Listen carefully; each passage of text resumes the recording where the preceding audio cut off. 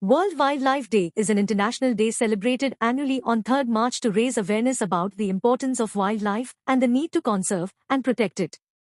The day was proclaimed by the United Nations General Assembly in 2013 to mark the signing of the Convention on International Trade in Endangered Species of Wild Fauna and Flora, CITES, in 1973.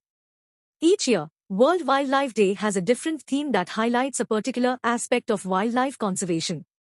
The theme for 2023 is Sustaining All Life on Earth, which emphasizes the importance of protecting biodiversity and ecosystems to ensure the survival of all species, including humans.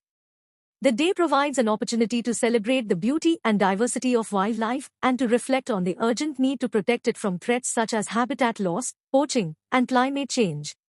It also encourages individuals and organizations to take action to conserve and protect wildlife and their habitats. Various events and activities are organized around the world to mark World Wildlife Day, including conferences, workshops, exhibitions, film screenings, and community events.